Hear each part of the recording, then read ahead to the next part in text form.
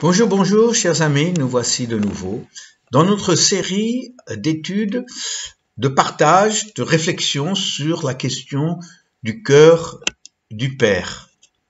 Effectivement, ce n'est pas juste une série d'études bibliques, mais je me suis lancé dans une véritable recherche depuis une expérience que j'ai vécue au mois de juin 2019, lorsque j'étais visité, mais transporté même, devant la croix, auprès de Jean, Marie et d'autres dames qui étaient là. Et à partir de ce moment-là, j'ai commencé à comprendre que le Père vit des expériences intenses par rapport non seulement à son Fils unique Jésus, mais par rapport à nous qui sommes toujours sur la terre. Et donc, je voulais essayer de comprendre davantage, non pas juste les œuvres de Dieu, du Père, non pas seulement les voix du Père, mais aussi les émotions du Père.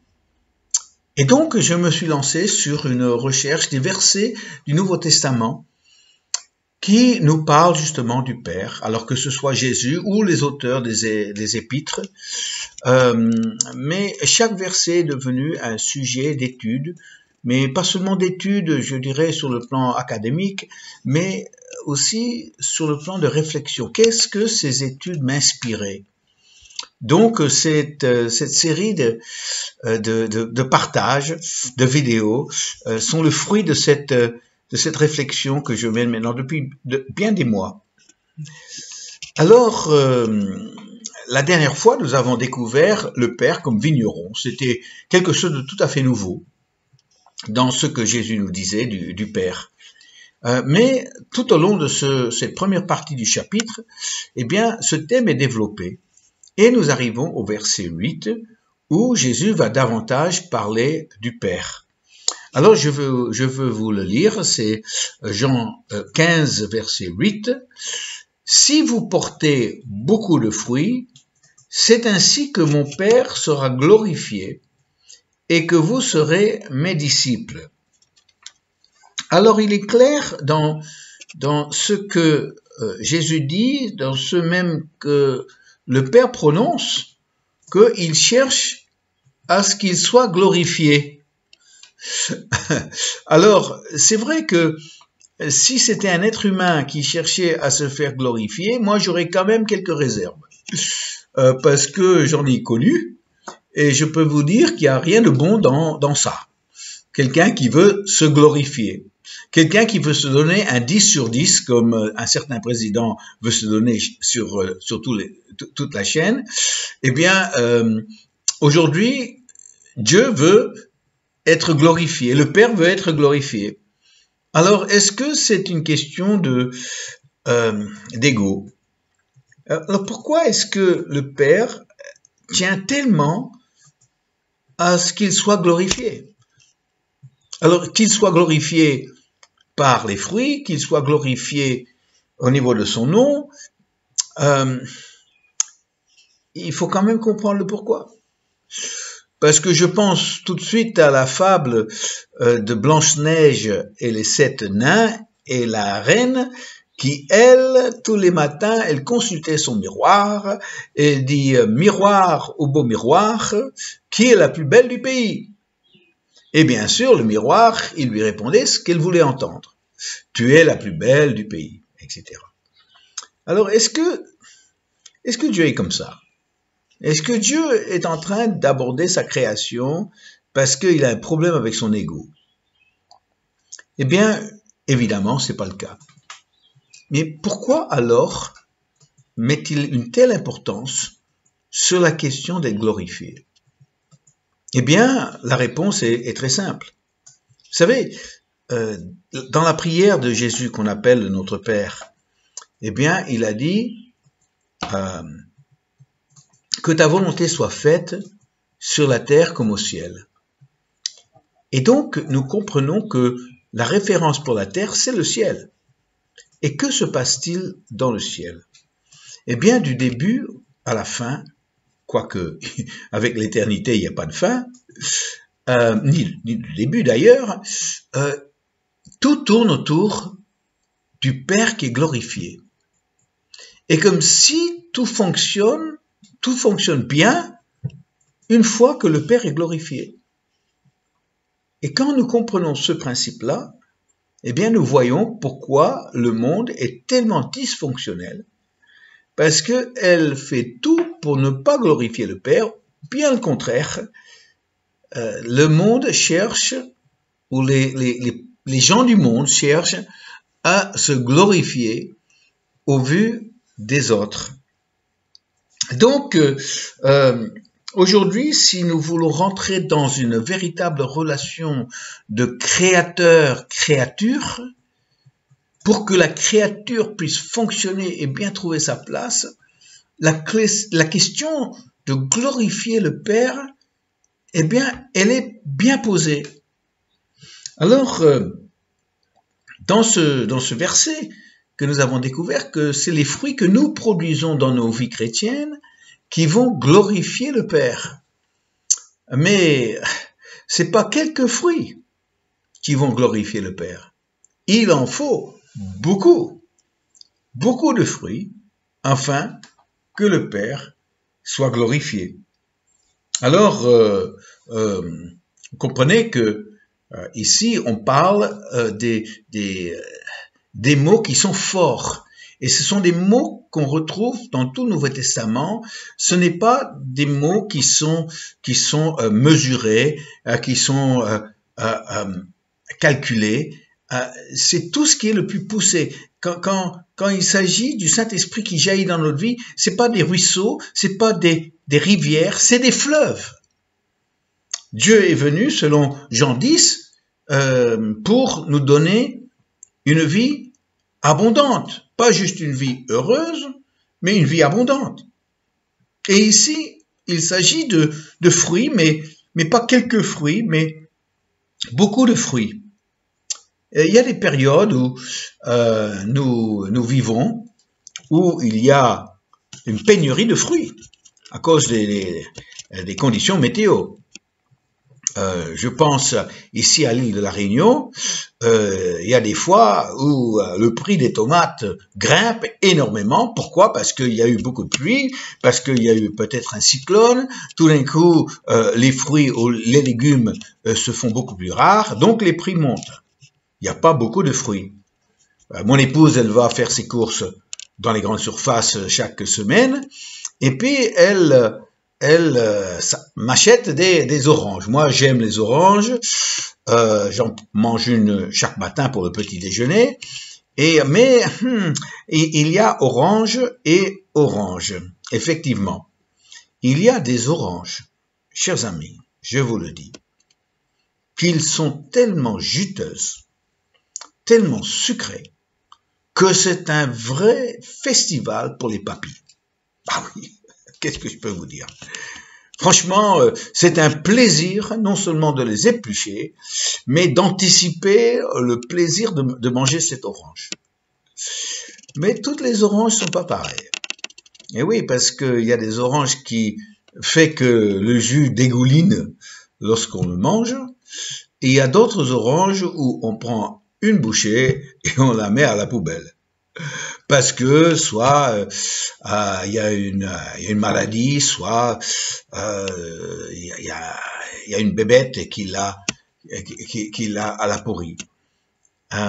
Mais si je vous parle comme ça, c'est parce que il y a des périodes au niveau des fruits où les fruits sont très bons, et d'autres périodes où les fruits sont pas vraiment bons. Ils sont là, ils ont la même couleur, mais c'est lorsqu'on enlève, on les épluche, eh bien qu'on découvre un fruit qui n'est pas si bon que ça, pas si bon que ça devrait être. Donc je suis très sensible par rapport à cette question en ce qui concerne les oranges, mais est-ce que nous pouvons comprendre aujourd'hui que Dieu, lui, eh ben, il est très sensible par rapport aux fruits que nous produisons dans nos vies. Non seulement il veut des fruits de qualité, mais il veut des fruits en abondance. Alors ça me fait penser à un jeune garçon qui venait régulièrement avec sa mère dans nos réunions, dans notre première église en Australie. Oh, il avait peut-être 5 ans. Et un jour, je parlais avec lui, et puis je voyais qu'il me prêtait beaucoup d'attention. Donc je lui ai posé la question et j'ai dit, alors mon grand, quand tu deviens grand, qu'est-ce que tu souhaites devenir? Qu'est-ce que tu veux faire? Il m'a regardé avec des grands yeux. Il a réfléchi un instant et il m'a dit, eh bien moi, je veux être un grand chrétien. Eh bien, je vous assure, le pasteur était surpris de cette réponse-là.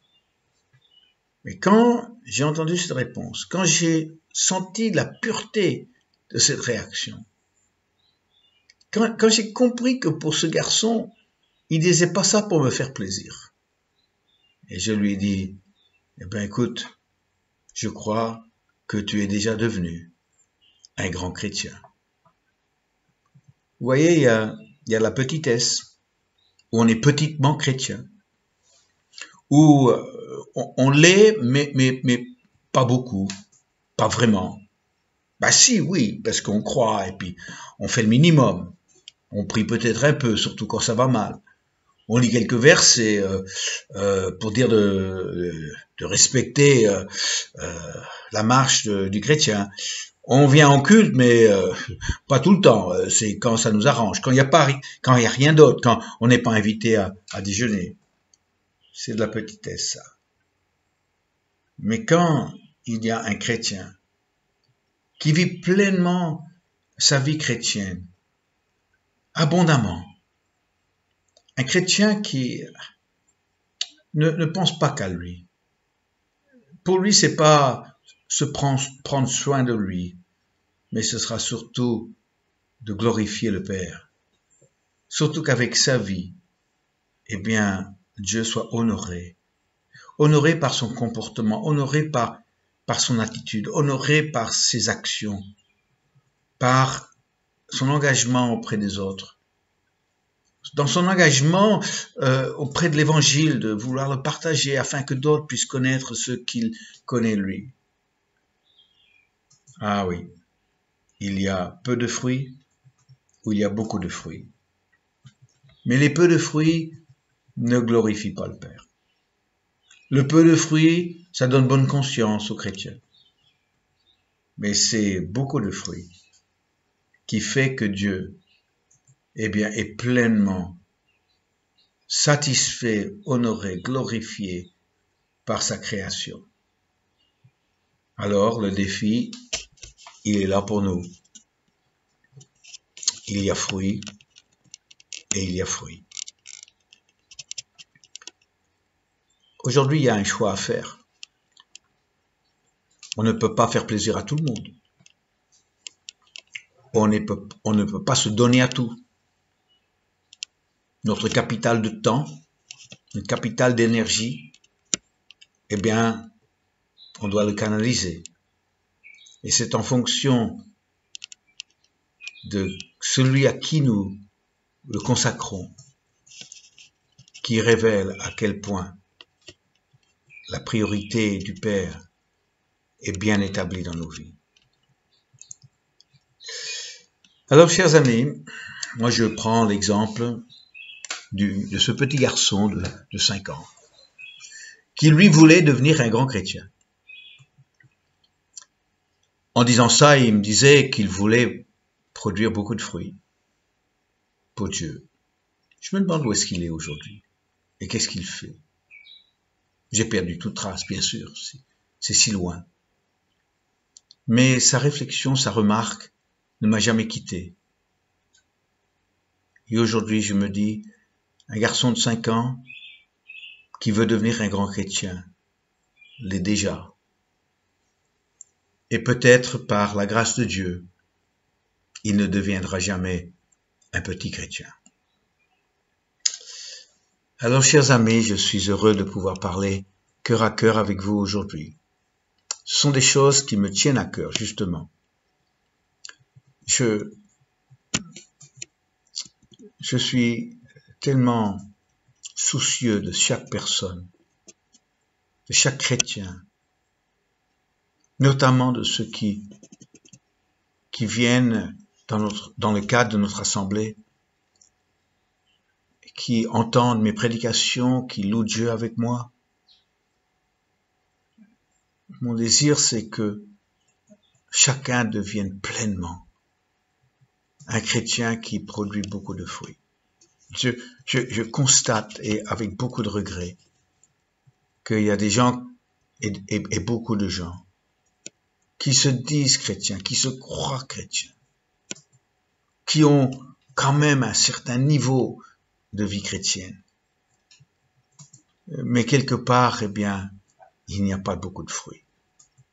Leur vie, eh bien, ne rayonne pas la gloire de Dieu. Alors je vous demande, si c'est le cas pour vous, de ne pas vous associer à ça, mais plutôt de vous dire, eh bien Père, je veux que par ma vie, que tu sois glorifié. Amen. Oh, là, il y a de quoi prier. Et si on le faisait maintenant? Père, nous chantons ce chant. Je te glorifie avec ma vie. Mais est-ce que nous comprenions ce que nous chantons? Parce que c'est si facile d'être chrétien et finalement ne rien produire. Finalement, de juste entretenir le minimum dans sa vie chrétienne. Cela t'attriste, Père. Cela te frustre tellement que tu as tout fait pour nous. Mais aujourd'hui, ce n'est pas du tout mon souhait. Et j'ose croire que ceux qui m'écoutent, ceux qui m'entendent aujourd'hui, eh bien aussi, il y a une prise de conscience, il y a une réaction forte, profonde, de dire, eh bien, la seule vie que j'ai à vivre, je vais la vivre pour la gloire de mon Père. Alors, Seigneur, il y a tant de choses pour nous tirer dans des sens contraires, tant de distractions, tant de choses qu'on appelle des réalités, qui nous réclament, des voix qui nous disent « venez ici, venez là ». Mais aujourd'hui, j'entends une autre voix au fond du cœur. Viens, consacre-toi, donne-toi afin que des fruits dans ta vie soient abondants. Père, merci de nous interpeller, d'apporter par ton esprit une profonde conviction que la médiocrité ne te convient pas et ne convient pas à tes enfants. Et avec cela, Seigneur, nous voulons te dire que toute la gloire te revienne dans nos vies. Amen. Merci. La série se poursuit. Vous aurez les notes envoyées par email si vous le souhaitez, en m'envoyant une demande par email, avec l'adresse qui figure en introduction de cette vidéo. Merci, chers amis, c'est un plaisir d'avoir passé ce moment avec vous.